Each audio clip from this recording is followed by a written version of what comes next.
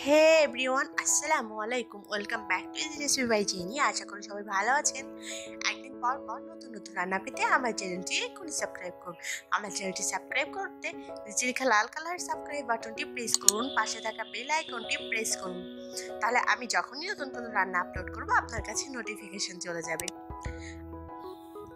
এখন শীতের সিজন চলে এসেছে। এখন সবসময় মনে হয় কিছু না কিছু ভাজাভাজি খাই। সো আমরা আজকে এমন একটি রেসিপি দেখাবো যা অনেক ইজি, টেস্টি, ঝটপট বানানো যায়, কিন্তু খেতে কিন্তু দারুণ। তো চলুন আমরা দেখে নিই এই ইজি এবং টেস্টি রেসিপিটা কি করে বানায়। আজকের এপিসোডে আমি আপনাদেরকে দেখাবো নুডলসের পাকোড়া। এটা অনেক ইজি বাট ভীষণ টেস্টি। চলুন আমরা রেসিপিতে চলে যাই। প্রথমে একটি পাত্রে আমি একটি মাত্র আলু এভাবে চটকে নিব। আমি একটি মাত্র মাঝারি সাইজের আলু নিয়েছি। পরিমাণ অনুপাতে আপনারা বাড়িয়ে নিতে পারেন। পেঁয়াজ কুচি দিয়ে দিচ্ছি 2 টেবিল চামচ। পেঁয়াজ আর মরিচ একদম কুচি কুচি করে নিয়েছি, দুইটা একসাথে আমি দিয়ে দিচ্ছি। এবারে বাঁধাকপির মাঝের অংশটা একদম কুচি করে নিয়েছি, সেটাও দিয়ে দিচ্ছি। অবশ্যই বাঁধাকপির মাঝের অংশটা নেবেন এবং খুব কুচি করে নেবেন। সাথে আমি পেঁয়াজগুলিও দিয়েছি খুব সামান্য। আপনারা চাইলে এটি স্কিপ করতে পারেন, আবার এটা দেওয়াতে কিন্তু টেস্ট অনেক গুণ বেড়ে যায়। 1 টেবিল চামচ পরিমাণের বেসন দিচ্ছি। আমি যেই পরিমাণে বেসন দিয়েছি সেই পরিমাণেই কিন্তু দেবেন, তার বেশি দিলে কিন্তু খেতে একদমই ভালো লাগবে না। ঠিক 1 টেবিল চামচ পরিমাণে বেসন দিয়ে দিয়েছি। এবারে হলুদের গুঁড়া হাফ চা চামচ, হাফ চা চামচের একটু কম দিলেই ভালো।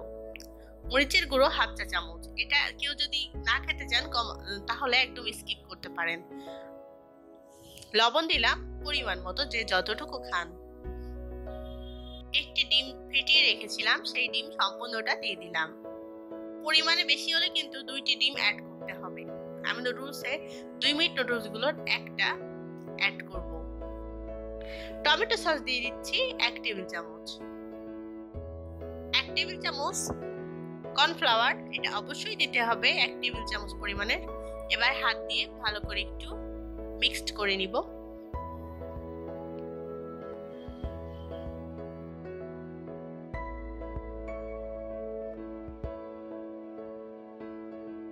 এবারে আমি এর মধ্যে দিয়ে দিচ্ছি 2 মিনিটের নুডলস গুলোর সঙ্গে যে একটা টেস্ট মেকারের প্যাকেট থাকে, সেই টেস্ট মেকারটা আপনারা যে কোনো ব্র্যান্ড ইউজ করতে পারেন।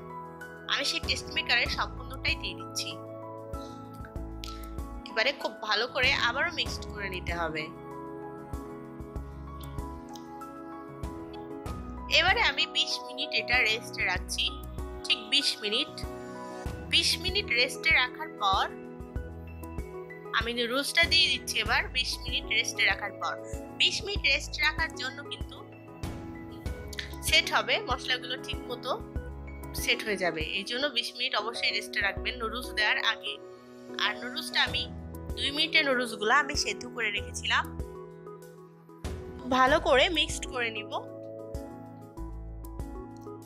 এভাবে মিক্সড করে আমি আবারও 5 মিনিট রেস্টে রাখবো।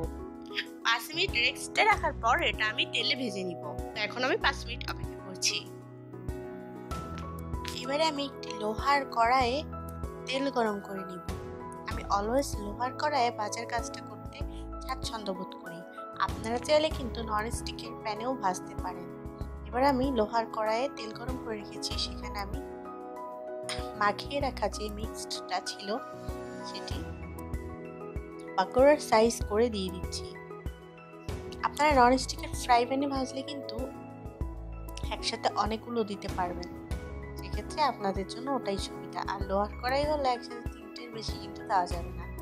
এভাবে আমি করে দেখাচ্ছি। আমার চ্যানেলে কিন্তু প্রিভিয়াস ভিডিওতে অনেক সুন্দর সুন্দর আইটেম আছে। ডিম ছাড়া বিস্কিটের রেসিপি আছে, ডিম ছাড়া পাউরুটি সহ মায়োনিজ সহজভাবে যত রেসিপি চান প্রিভিয়াস ভিডিওগুলো চেক করলে পেয়ে যাবেন। এভাবে সম্পূর্ণটি আমি ভেজে নিব, একটা একটা করে দিব, ভালোভাবে ভেজে নিব। চুলার আঁচটা আমি মিডিয়াম লোতে রেখে ভাজবো, যেন ভেতরে ঠিক মতো ভাজা হয়, ভেতরে যেন কাঁচা না থাকে। বেশি জোরে চুলার আঁচটা দিলে কিন্তু বাইরে পড়ে যাবে, বাট ভেতরে কাঁচা থাকবে। সো আমি এভাবে একটা তুলব এবং আরেকটা চুলাতে দিয়ে দিব। দেখুন আমি আরেকটা ছেড়ে দিলাম। দেওয়ার সাথে সাথে উল্টাতে যাবেন না, একটু পর উল্টাতে হবে, নাইলে কিন্তু নরম হয়ে যাবে। আমি এভাবেই একের পর এক সবগুলো পাকোড়া ভেজে নিব। এটা খেতে কিন্তু আসলেই অনেক ইয়াম্মি। আমার কথা যদি বিশ্বাস না হয় আপনারা নিজেরাই বাসায় সেম ভাবে ট্রাই করে দেখুন। আমি যেই পরিমাণে বেসন দিয়েছি সেই পরিমাণেই দিবেন প্লিজ, তার বেশি দিতে যাবেন না, তাহলে কিন্তু টেস্টটা এতটা ভালো হবে না।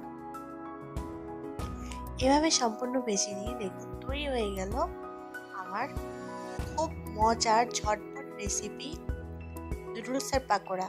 আশা করি আপনারা বাসায় ট্রাই করবেন। এটি এতটাই সহজ যে বাসায় গেস্ট আসলে তাদের বসিয়ে রেখে কিন্তু তৈরি করা যাবে, এবং বাচ্চাদের টিফিনের ক্ষেত্রেও কিন্তু এটি ভীষণ টেস্টি। বাচ্চারা এভাবে খেতে অনেক পছন্দ করবে। আশা করি আপনারা রেসিপিটি ট্রাই করবেন, এবং আমার রেসিপিটি যদি ভালো লেগে থাকে অবশ্যই লাইক, শেয়ার এবং কমেন্ট করবেন। আমার চ্যানেলটি সাবস্ক্রাইব করতে নিচে লেখা লাল কালারের সাবস্ক্রাইব বাটনটি প্রেস করুন, পাশে থাকা বেল আইকনটি হিট করুন, তাহলে আমি যখনই নতুন কোনো রান্নার আপলোড করবো আপনাদের কাছে নোটিফিকেশন চলে যাবে। আমি আবার নতুন কোনো রান্না নিয়ে ফিরে আসবো। সবাই ভালো থাকুন, সুস্থ থাকুন, আল্লাহ হাফেজ।